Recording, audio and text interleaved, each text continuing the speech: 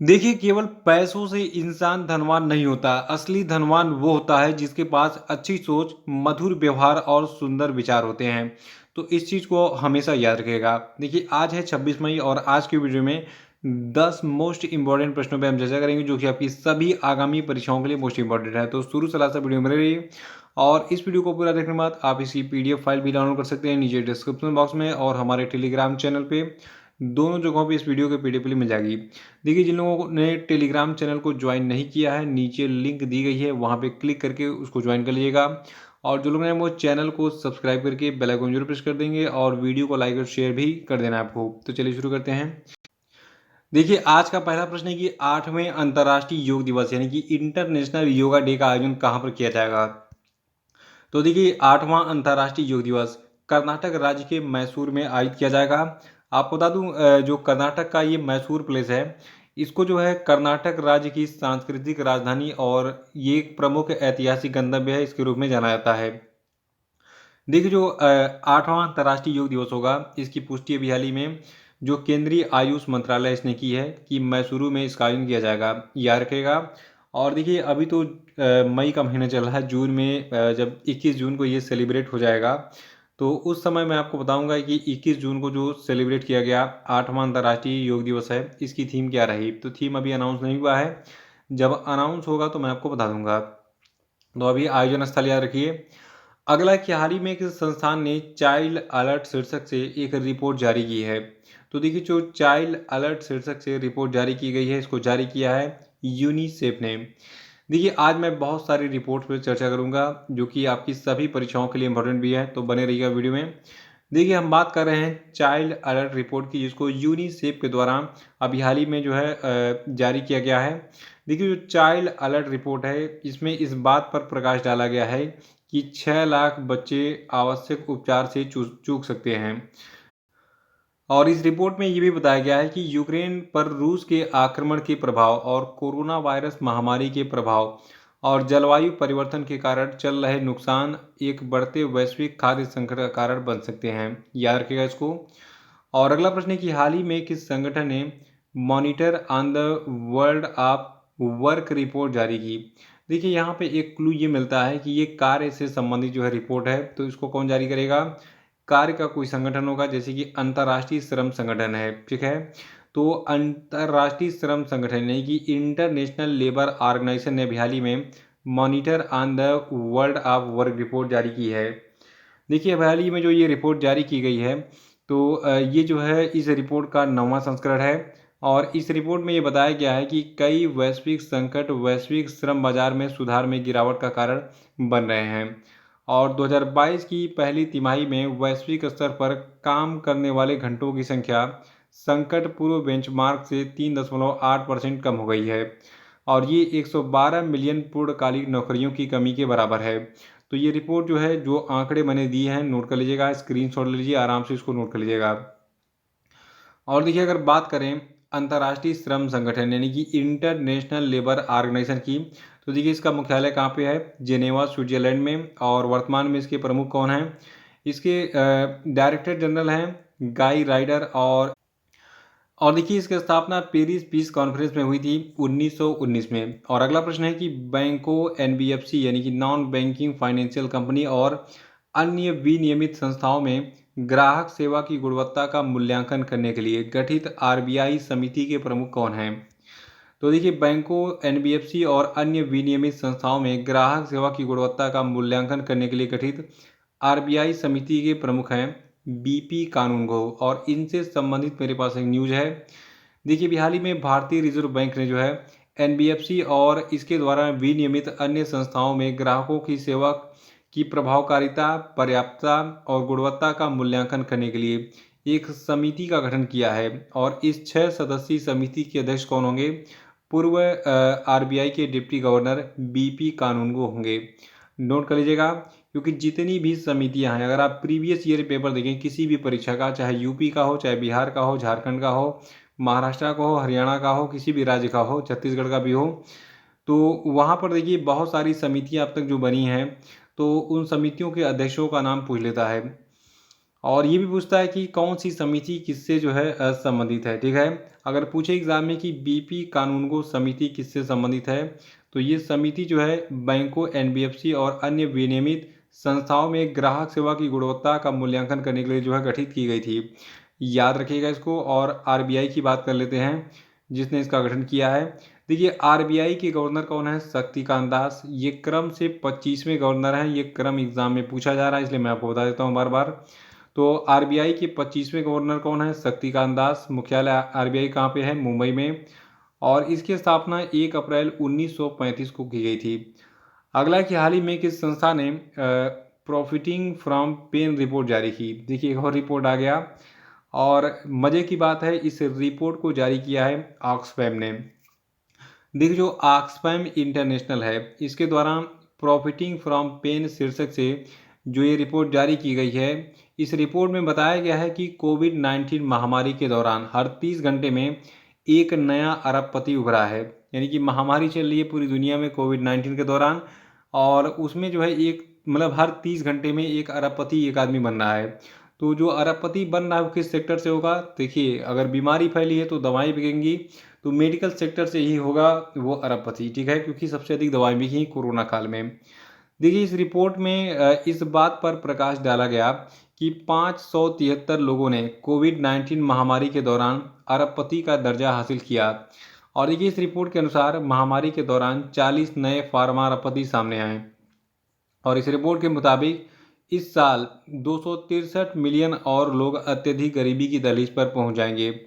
263 million बहुत ज़्यादा संख्या हो गई। देखिए, जो अमीर है वो बहुत ज़्यादा इस समय अमीर होते चला जा रहा है, और जो गरीब है बहुत ज़्यादा गरीब होते चला जा रहा है। क्योंकि गरीब के पास क्या होता है? ज़मीन होता है। तो वो क्या करेगा? अगर उसके पास पैसे की कमी होगी, रोज़गार नहीं मिलेगा, तो वो क्या करेगा? ज़मीन बेचेगा। धीरे धीरे उसकी संपत्ति समाप्त हो जाएगी, फिर वो जो है सड़क पे आ जाएगा। तो जो गरीब है वो गरीब होते जा रहा है, और अगर ये अपनी प्रॉपर्टी बेच रहा है तो उसको खरीदेगा कौन? अमीर खरीदेगा। यानी कि उसकी प्रॉपर्टी दिन दूनी रात चौगुनी वृद्धि कर रही है। अगर देखिए, ज़मीन आप खरीद के छोड़ देते हैं कहीं पे, आज 10 लाख का प्लॉट खरीद के छोड़िए, 2 साल बाद उसकी कीमत कम से कम 12, 13, 14, 15 लाख जो भी है मार्केट वैल्यू के हिसाब से हो जाएगी। तो ऐसे जो है अमीरी गरीबी बहुत बढ़ रही है। जो बड़े पूंजीपति हैं उनके पास पहले से पैसा है, वो पैसा इन्वेस्ट करके उसको डबल ट्रिपल कर रहे हैं, और बेचारा जो गरीब है उसको रोज़गार नहीं मिल पा रहा है, इसलिए वो अपनी प्रॉपर्टी जो है उसके पास उसको भी बेच डाल रहा है। तो ये सारी चीज़ें इस रिपोर्ट में बताई गई हैं। इसका स्क्रीनशॉट लेकर नोट कर लीजिएगा। लेकिन जो सबसे खास बात है, रिपोर्ट किसने जारी किया है? प्रॉफिटिंग फ्रॉम पेन रिपोर्ट को जारी किया है ऑक्सफैम ने। और इस ऑक्सफैम के द्वारा इस रिपोर्ट को, यानी कि प्रॉफिटिंग फ्रॉम पेन रिपोर्ट को जो है कहाँ पे जारी किया गया है? देखिए, विश्व आर्थिक फोरम का वार्षिक बैठक चल रहा है, वहीं पर किया गया है। तो आइए थोड़ा सा हम विश्व आर्थिक फोरम से संबंधित भी एक प्रश्न देख लेते हैं। देखिए, प्रश्न यह है कि हाल ही में किस स्थान पर विश्व आर्थिक फोरम यानी कि वर्ल्ड इकोनॉमिक फोरम की वार्षिक बैठक आयोजित की गई? तो देखिए, वर्ल्ड इकोनॉमिक फोरम की जो वार्षिक बैठक है, ये अभी हाल ही में स्विट्जरलैंड के दावोस में आयोजित की गई है। देखिए, स्विट्जरलैंड के दावोस में जो विश्व आर्थिक फोरम की बैठक आयोजित की गई, तो ये जो है बैठक 22 मई को शुरू हुई थी और 26 मई को जो है ये ख़त्म हुई है। तो 26 मई आज है और आज ये बैठक ख़त्म हो जाएगी। देखिए, इस बैठक में वर्ल्ड इकोनॉमिक फोरम की बैठक में जो है महामारी रिकवरी, जलवायु परिवर्तन से निपटना, काम के लिए बेहतर भविष्य का निर्माण, हितधारक पूंजीवाद को तेज करना, और जो चौथी औद्योगिक क्रांति की प्रौद्योगिकियां हैं इनका दोहन, विषयों पर जो है ध्यान केंद्रित किया गया इस बैठक में। और इस बैठक का विषय था वर्किंग टुगेदर रीस्टोरिंग ट्रस्ट। याद रखिएगा, विश्व आर्थिक मंच की जो बैठक अभी हाल ही में दावोस में आयोजित की गई थी स्विट्जरलैंड के, तो इसके लिए विषय था working together restoring trust. Page का स्क्रीनशॉट ले लीजिए, नोट कर लीजिएगा। और इस बैठक में अब ये सवाल उठता है कि भारत की तरफ से किसने भाग लिया। अगर एग्जाम में प्रश्न पूछा जाए कि विश्व आर्थिक मंच की जो अभी हाल ही में बैठक आयोजित की गई थी स्विट्जरलैंड के दावोस में, तो उसमें भारत की तरफ से किसने किसने भाग लिया, तो बहुत सारे लोग गए थे। कौन कौन गए थे मैं आपको बता रहा हूँ। देखिए, जो भारत के पेट्रोलियम और प्राकृतिक गैस मंत्री हैं हरदीप सिंह पुरी, ये गए थे वहाँ पर पार्टिसिपेट करने इसमें। और इन्होंने energy outlook overcoming the crisis कार्यक्रम में जो है वहाँ पर भाग लिया। और आंध्र प्रदेश के जो मुख्यमंत्री हैं वाई एस जगनमोहन रेड्डी, ये फ्यूचर प्रूफिंग हेल्थ सिस्टम के कार्यक्रम में जो है वहाँ पर शामिल होने के लिए गए थे। और महाराष्ट्र के जो पर्यटन मंत्री हैं आदित्य ठाकरे, इन्होंने जो है forum initiative briefing global plastic action partnership event और embracing climate adaptation action event में भाग लिया। और तेलंगाना के जो सूचना प्रौद्योगिकी मंत्री हैं केटी रामाराव, एआई ऑन यानी कि artificial intelligence on the street managing trust in the public square के कार्यक्रम में जो है ये शामिल होने के लिए गए थे। तो इन चारों का नाम याद रखिएगा, कौन कौन गया था। हरदीप सिंह पुरी, जगन मोहन रेड्डी, आदित्य ठाकरे और केटी रामाराव। ठीक है, ये किस किस पद पर हैं यहाँ पे लिखा हुआ सारी चीज़ें, तो उसका स्क्रीनशॉट लेके नोट कर लीजिएगा। ये सारे आंकड़े एग्जाम में पूछे जाएंगे, इसलिए मैं आपको बता दे रहा हूँ और पहले से आपको जो है सचेत भी कर दे रहा हूँ। देखिए, वर्ल्ड इकोनॉमिक फोरम की अगर बात करें, जिसको आप हिंदी में विश्व आर्थिक मंच कहते हैं, इसका मुख्यालय कहाँ पे है? स्विट्जरलैंड के कोलोनी में। और इसके संस्थापक हैं क्लास श्वाब। इन्होंने इसकी स्थापना जनवरी 1971 में की थी और वर्तमान में इसके चेयरपर्सन हैं बोर्ज ब्रिंज। और अगला प्रश्न है कि हाल ही में इस स्थान पर 24 मई 2022 को क्वाड शिखर सम्मेलन 2022 का आयोजन किया गया। तो देखिए, जो क्वाड शिखर सम्मेलन 2022 है, इसका आयोजन जापान की राजधानी टोक्यो में किया गया था। आज के देखिए जितने प्रश्न हैं सब गारंटीड प्रश्न हैं, 10 के 10 प्रश्न। ठीक है, तो क्वाड शिखर सम्मेलन याद रखिएगा, ये जो है 24 मई को आयोजित किया गया था जापान की राजधानी टोक्यो में। और आपको बता दूं, इसमें भारत की तरफ से भारत के पीएम नरेंद्र मोदी ने, अमेरिका के राष्ट्रपति जो आपके हैं जो बाइडन ने, और जापान के जो पीएम हैं फूमियो किशिदा ने, और ऑस्ट्रेलियाई प्रधानमंत्री जो आपके हैं जो अभी नए नए निर्वाचित हुए हैं एंटनी अल्बनीस, इन्होंने इस शिखर सम्मेलन में भाग लिया। देखिए, आपको पता होना चाहिए पहले से ही कि जो क्वाड है ये 4 देशों का समूह है। क्वाड मतलब 4 ही होता है, तो ये 4 देशों का समूह है जिसमें भारत, अमेरिका, ऑस्ट्रेलिया और जापान, ये 4 देश शामिल हैं। ठीक है, ये चारों देश मिलकर कई सारे सैन्य अभ्यास भी करते हैं, तो उसके बारे में हम कभी और चर्चा करेंगे, क्योंकि देखिए कंटेंट जो है जहाँ पे मैं वहीं फोकस करें। ठीक है, सैन्य अभ्यास वाला काम जो है अगले वीडियो में जब भी कोई सैन्य अभ्यास होगा तब करेंगे। तो अभी हम क्वाड शिखर सम्मेलन 2022 की बात कर रहे हैं। देखिए, इस शिखर सम्मेलन में क्वाड फेलोशिप को लॉन्च किया गया। याद रखिएगा, क्वाड शिखर सम्मेलन 2022 में क्वाड फेलोशिप को लॉन्च किया गया। और जो क्वाड फेलोशिप है ये अपनी तरह का पहला छात्रवृत्ति कार्यक्रम है, जिसका उद्देश्य क्वाड के 4 सदस्यों के बीच यानी कि भारत, अमेरिका, जापान और ऑस्ट्रेलिया के बीच लोगों के बीच संबंधों को बढ़ावा देना। तो इसको याद रखेगा क्वाड फेलोशिप के बारे में। और अगला प्रश्न है कि भारत सरकार ने किस वर्ष तक पेट्रोल में 20% एथेनॉल ब्लेंडिंग हासिल करने का लक्ष्य रखा है? तो देखिए, भारत सरकार ने 2025-26 तक पेट्रोल में 20% एथेनॉल ब्लेंडिंग का लक्ष्य रखा है। देखिए, पहले ये लक्ष्य था 2030 तक भारत सरकार ने लक्ष्य बनाया था कि पेट्रोल में कम से कम 20% जो है दारू मिलाई जाए, यानी कि एथेनॉल, जिसको आप कहते हैं शुद्ध भाषा में, और केमिकल भाषा में इसको कहते हैं C2H5, सॉरी थोड़ा सा इसको मैं टाइप कर दूँ, C2H5OH, यानी कि इसको आप एथिल एल्कोहल कहते हैं। तो एथिल एल्कोहल को जो है पेट्रोल में मिलाने की योजना सरकार बना रही है।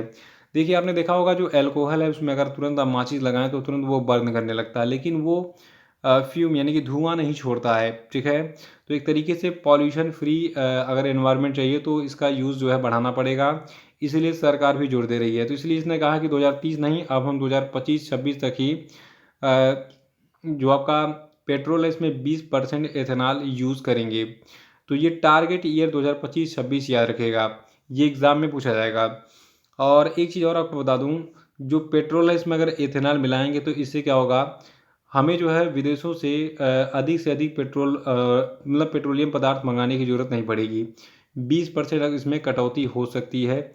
और भारत में अगर एथेनॉल का उत्पादन बढ़ेगा तो लोगों को रोज़गार भी मिलेगा।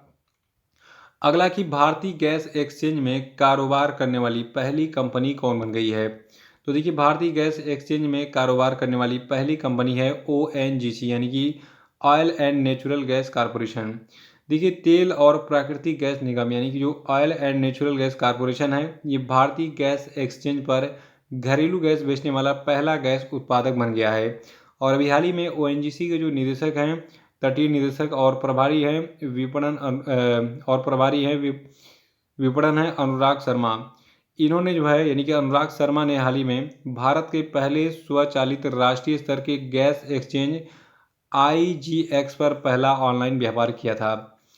अगला है कि हाल ही में भारतीय रिजर्व बैंक ने वित्तीय वर्ष 2021-22 के लिए केंद्र सरकार को कितने करोड़ रुपए के अधिशेष हस्तांतरण को मंजूरी दी। अगर आप कोई भी परीक्षा देने जा रहे हैं तो इस आंकड़े को रट कर जाइएगा। देखिए, RBI ने भी हाल ही में वर्ष 2021-22 के लिए केंद्र सरकार को टोटल 30,307 करोड़ रुपए के अधिशेष को हस्तांतरण को जो है मंजूरी दी। तो ये थे आपके आज के सभी मोस्ट इंपॉर्टेंट प्रश्न। अब हम बात करेंगे आज के सभी क्वेश्चन अपडेट पे। देखिए, आज क्वेश्चन अपडेट का पहला प्रश्न है कि दिल्ली के नए उपराज्यपाल कौन बने, बताइए।